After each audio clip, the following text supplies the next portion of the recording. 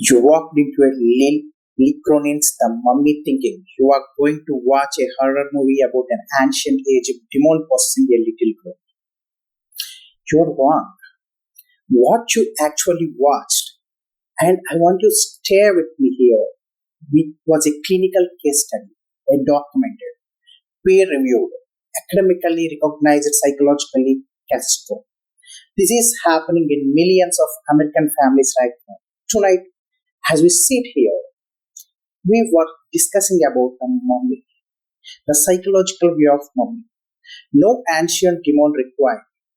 I am going to prove that to you in the next 30 minutes, and by the time I'm done, I promise you, you will never look at your own family the same way again. My name is Manohar.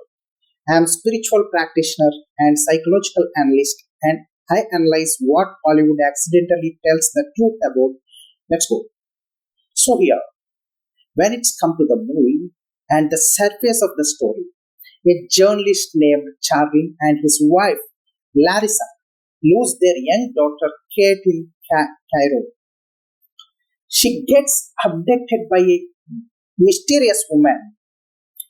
8 years passed, and the family is shattered.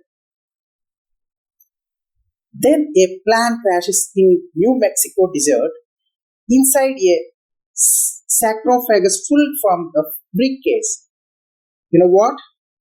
She is none other than a Kate, alive, teenage, silent, violent, not Kate anymore. The movie tells you an ancient Egypt demon called Nesmenarian, the destroyer of family, is inside her. But you know what nobody in any review, any reaction video, any film breakdown on YouTube has told you? The demon was already in that family.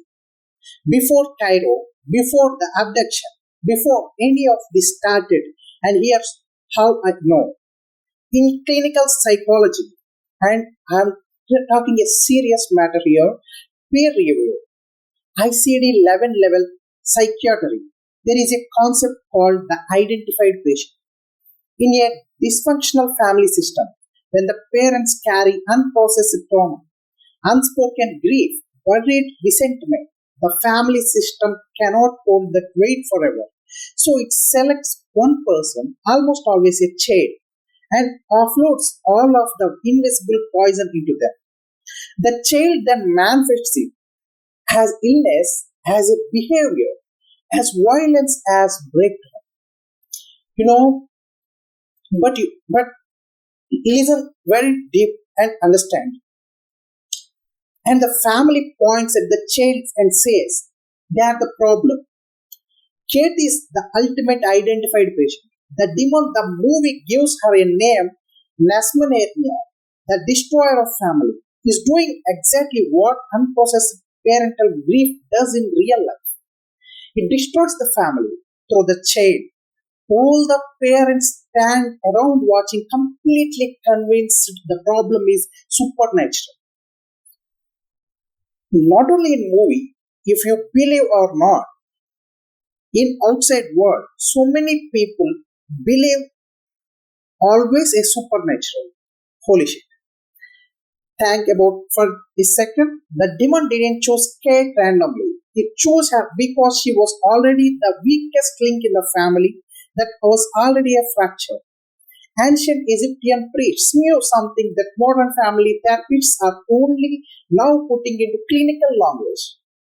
The vessel that breaks first is always the one carrying everyone else's weight. Here, the vessel is none other than Kate.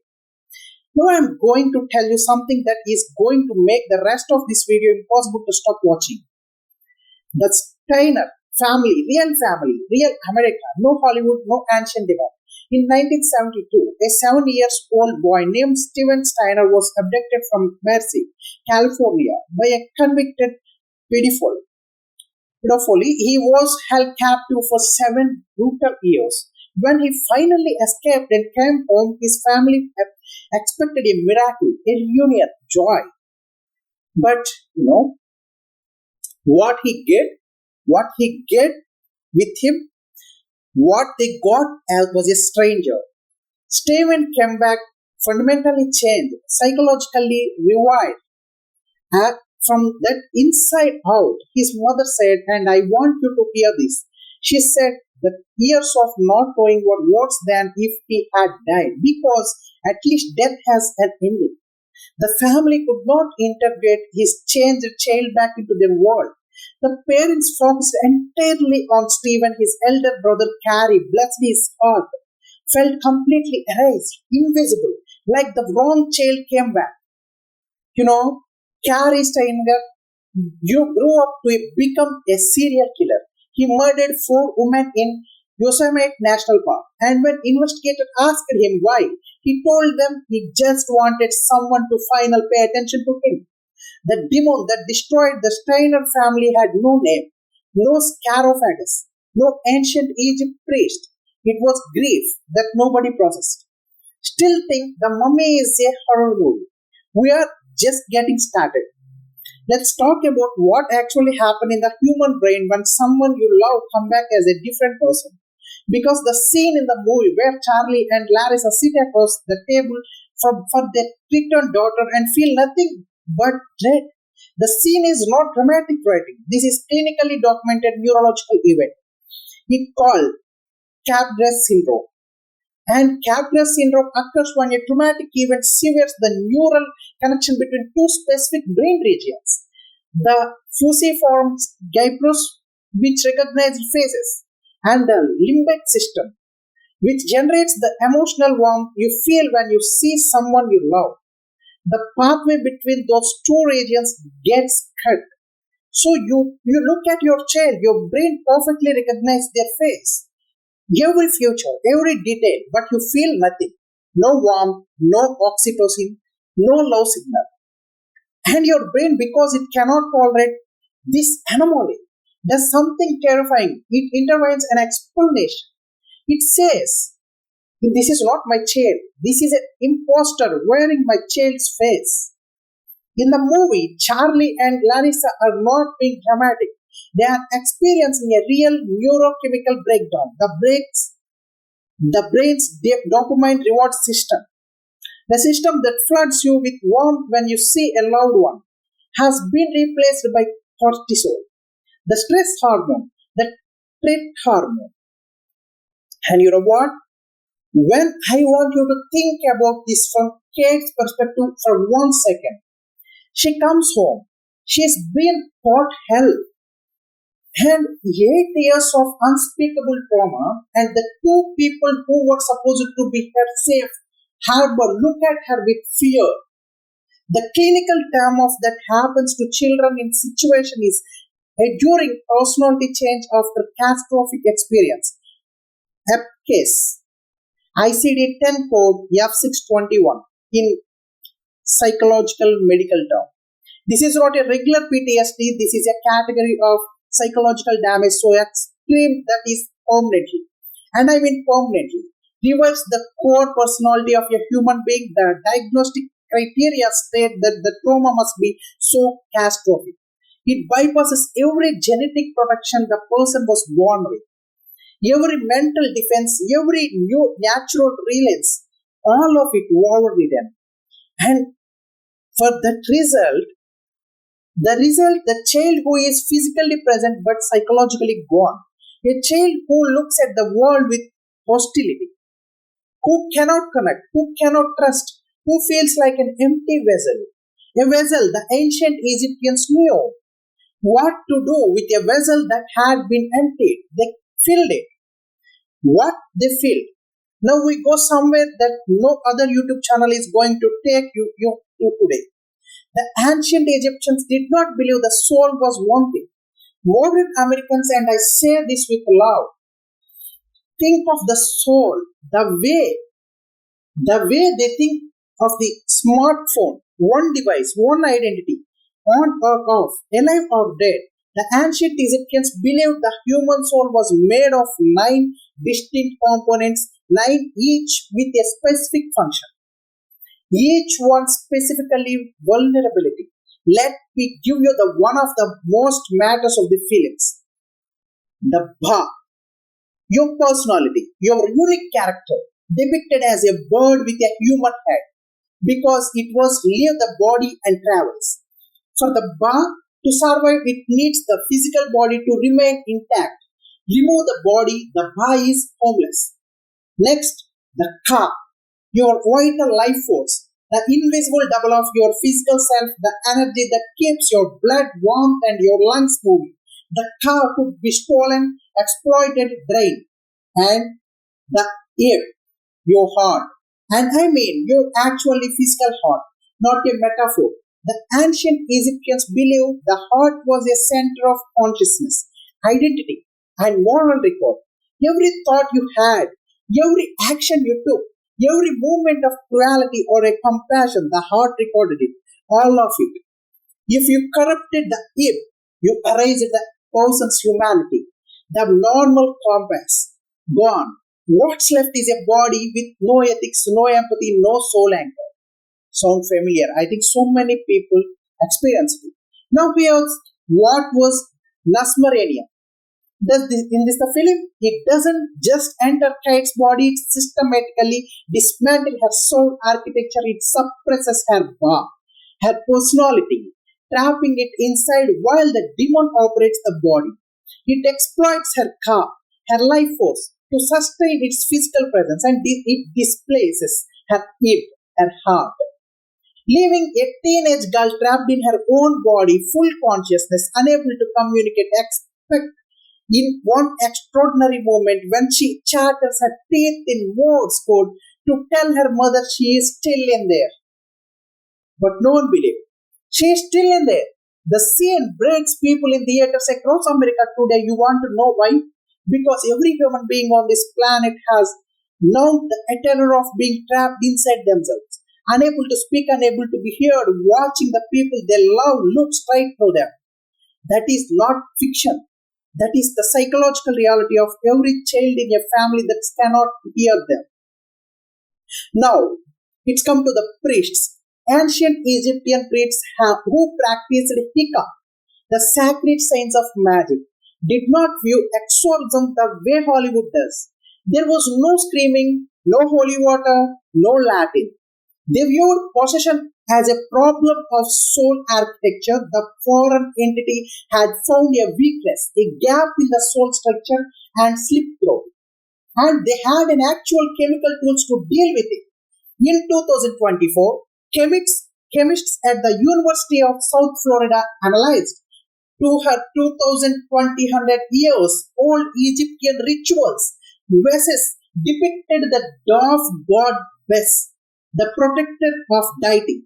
Inside these vases, they found traces of psychotropic plants, build fluids, and hallucinogens so potent they would induce complete ego dissolutions in the person consuming them. And the world, priests use ego dissolutions in a exorcism, because if the foreign entity had invaded the host identity, the only way to flush it out was to temporarily destroy the host's ego entirely. To make the psychological ground so unstable, the priest, the parasite, had nothing left to cling to. The priests were trying to fight the demon. They were trying to make a host a hostile environment for a demon to live in. And the soul become the devil. And that is the most advanced pieces of psychological warfare I have ever heard in my life. And it was happening in Egypt 2200 years ago. And the twist, okay, this is where I need you to lean all the way in. Everyone watching this movie, every reviewer, every horror fan, every film analyst looked at the ending and called it a hero's sacrifice. Charlie transfers the demon into herself to free her daughter. He goes into a chest in the basement, family saved. But that is not a hero sacrifice. That is the most devastating psychological failure in the entire film. And the movie shows you exactly why.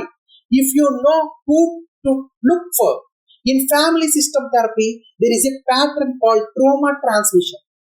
When a parent tries catastrophic, unprocessed grief and they do not heal it, they do not just carry it alone. The trauma needs a host and it moves through the family system like a virus, searching for the next available vessel.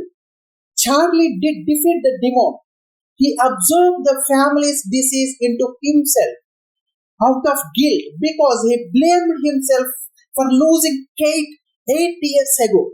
And rather than processing that guilt, rather than healing it, he internalized it. He became the new identified patient. He swapped places with his daughter. And then, holy shit, it gets worse. In the final scene, Larissa takes Charlie. The demon now looked inside him to the magician's prison cell with the intention of transferring the Narcomanian into a magician as punishment, as revenge. The family has now become a perpetrators. They are about to intentionally inflict a demonic possession onto another human being as an act of justice. The ancient Egyptians has a word for this.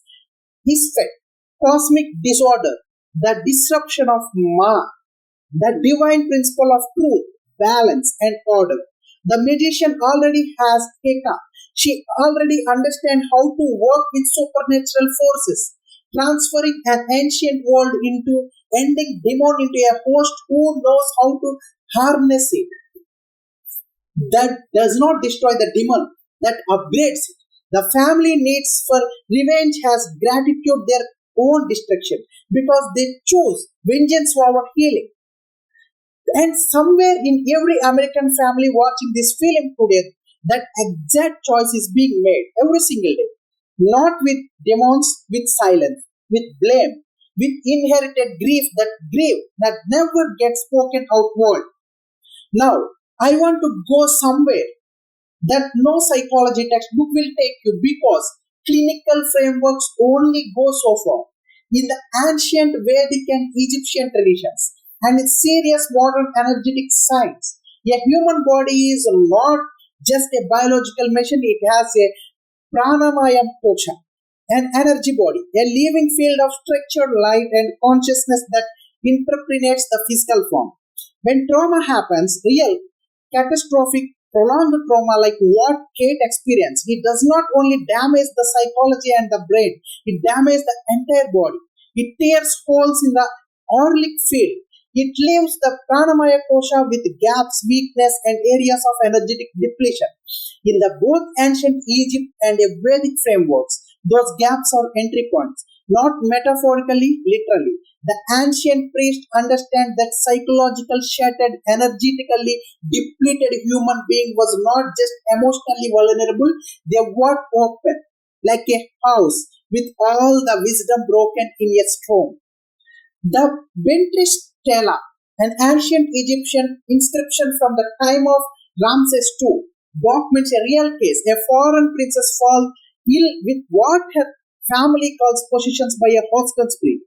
The Pora sends a statue of a lunar god Khonshu, a statue charged with divine Heka, to physically confront the possessing identity. The inscription says the statue moved. It nodded violently during the confrontation. And modern Egyptologists call this is a political fable. I call it is the earliest documented energetic invention in record human history. Because what the priests understood and what modern medicine is only being to acknowledge through the study of the difficult mode, network and identity disruption. This is a healing that shattered souls is not a chemical process, it is a restoration process.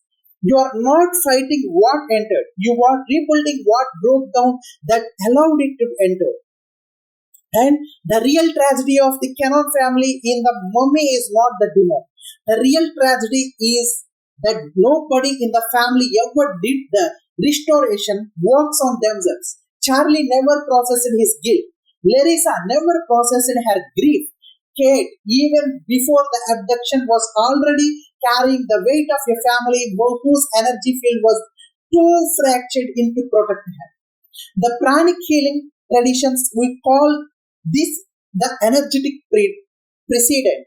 The physical and psychological event always follows the energetic precedent. The weakness in the field comes first, the crisis comes second. The demon didn't create the Caron family's destruction, it found a family that was already destroying itself and it walked through the open door. And let me bring the home. Real people in real America, 1994, San Antonio, Texas, a 13 years old boy named Nicholas Barclay vanishes without a trace. 3 years of agony, 3 years of ambiguous loss, a term coined by a Dr. Pauline Boss at the University of Minnesota, where a family cannot grieve because they don't know if the child was alive or not. The grief gets frozen. It cannot move. It cannot heal. 3 years later, a man appears in Spain claiming to be Nicholas. He has brown eyes. Nicholas has had blue eyes. He speaks with a French accent. Nicholas was from Texas. The Barclay family flew him home. They brought him into their house. They accepted him as their son for 5 months. 5 months. Psychologists who studied this case later depicted in a documentary film The Imposter concluded that the family's disappearance for closure was so overwhelming, their grief so chemically and neurologically paralyzing, and their brains performed an act of mass self-deception. They wanted the nightmare to be over so badly they accepted a lie. Because a lie that ends the pain is more tolerable than a truth that continues it. The Barley family didn't have a demon. They had ambiguous laws and it did to them exactly what Narmasarian did in a Canon family. And it hollowed them out. It made them accept what should have been unacceptable. And there is Anneliese Michel, Germany, 1975, a young woman with temporal lobe epilepsy and severe psychosis. Her seizures was violent and terrifying. Her auditory hallucinations told her she was possessed by multiple demons including Lucifer, Judas Iscariot, and Adolf Hitler. When medication failed to stop the seizures, her deeply religious family made a choice. They stopped the medicine they called the priests. Anneliese Michel underwent 67 Catholic exorcisms over 10 months. At the end of those 10 months, she weighed 68 pounds. She died of starvation and malnutrition. Her parents and the exorcism priests were convicted of negligent homicide. And here is what destroyed Anneliese Michel. It was not a epilepsy, it was not a psychosis, it was not even the exorcism alone. It was the contagion of the delusion. When the people around you, the people who loves and validation you depend on, confirm your belief that you are possessed by a demon, your psychosis doesn't just continue, it accelerates. It deepens. The delusional system gets reinforced with every ritual, every prayer, every exorcism. The family belief didn't save Anneliese, it killed her because it is absence of the right kind of healing. The trauma becomes the identity and nobody can exorcise an identity. I want to tell you something about how the demon is bound in the film because this detail I am 100% certain every single reviewer missed.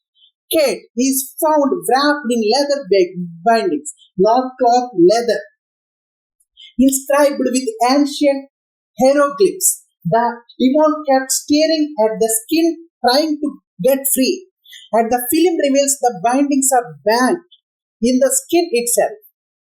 The Egyptian haka, sacred magical science, a knot was not just a physical resistance, the magic knot was an absolute convergence of terrestrial and divine forces.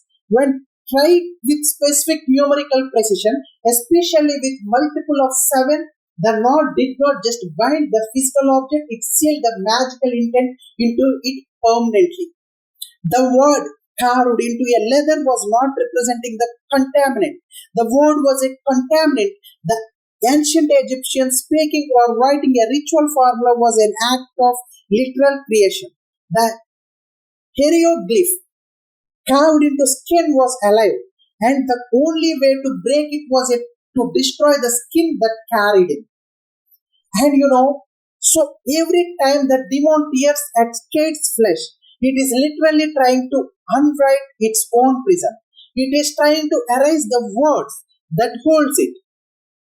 I want you to hold that image, a creature trapped inside a living body, clawing at the walls of its own containment, trying to destroy the language that impressions it. And now tell me, that does not describe every traumatized person you have ever met who could not find the words to explain their own pain. We have been talking about an ancient Egyptian demon, an abducted doll, a shattered American family. But I want to end by telling you what this film is actually about. The Nasmaranian name translates as a destroyer of family. The film ending, Charlie looked at the basement, the family preparing to weaponize the demon as revenge, is not a cliffhanger for a sequel. It is the answer to the film's central question. What destroys family? Not a demon from ancient Egypt, not an abduction, not a possession, not a monster wrapped in leather and hieroglyphs. What destroys family is grief that never gets spoken, guilt that never gets released, trauma that gets passed from patient to child to grandchild, generation to generation, looking for a vessel and any vessel to finally express itself. The Cannon family had a chance when Kate came home. That moment, the reunion that should have been the beginning of healing. That was the moment to sit in a grief together, to say the true things, to let the unspoken poison finally come out. They didn't. Charlie internalized the guilt. Larissa managed the crisis. Nobody possesses the actual loss, and so the demon stayed. Because the demon was never in Kate. The demon was in the silence between them. Ancient Egypt priests, as a final prayer, they would recite over a corrupted vessel before attempting restoration. That translate roughly as this: what was broken was not made broken by an enemy. It was made broken by the absence of man. Truth. In the house that should have protected it. The prayer in 3000 years old. It describes every broken American family has been ever studied, not because of demons, because of the truth. They were too afraid to tell each other. So I am going to leave you with one question, and I want you to answer it honestly in the comments, because this is the question nobody asks. In your family right now, what is the unspoken thing? What is the grief that never gets talked about? The guilt nobody will name, the trauma that gets passed down like a family heirloom that everyone carries and nobody claims. What is your family's Lasmaranian? Because I promise you, it has a name. And until someone in your family says it's out loud, it won't you. Thank you. Thanks for watching this video, and I'm waiting for your opinion in comment box, because your opinion is very necessary, because this is a psychological review of the moment, the scene. Do you think I'm not told about movie. I told about the grief, the guilt in every person in this world. Thank you.